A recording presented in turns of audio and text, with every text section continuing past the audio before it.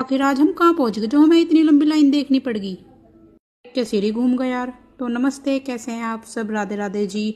तो आज हम दोनों माँ बेटी शॉपिंग के लिए बाहर गए हुए थे और हमें थोड़ा सा काम भी था। तो घर से तो हम ठीक ठाक गए, लेकिन बाहर जाके हमें पता चले भाई बारिश बहुत तगड़ी हो रही है परतापुर में।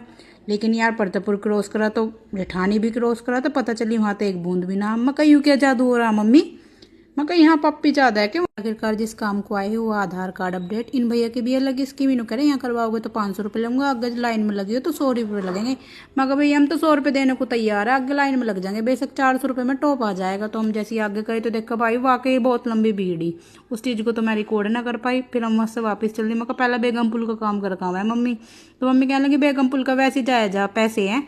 तो भाई मम्मी ने कहा आ जा पहले ATM में से पैसे निकाल लेंगे। तो भाई मम्मी ने निकाल लिए पैसे। तो भाई शॉपिंग के लिए निकाल लिए हमने पैसे।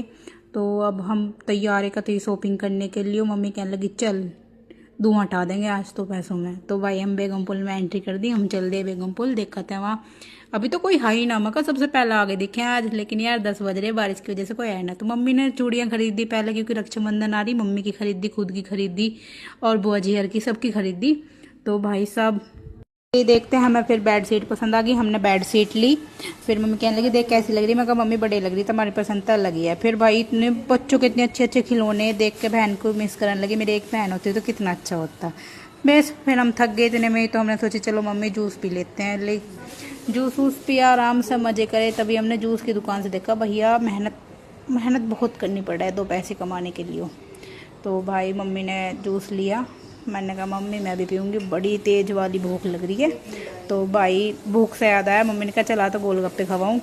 तो भाई गोलगप्पे का अलग ही टेस्ट है, बहुत बढ़िया सर्विस। हीन अंकल की बहुत तमीज़ से बात कर रहे हैं, हाइजीन भी बहुत है। देख लो यार ग्लव्स दिख रहे हैं आपको। लेकिन यार मज़ा तो फ्री का पानी पीने में है, जो लास्ट में पानी पी रहे हैं हम।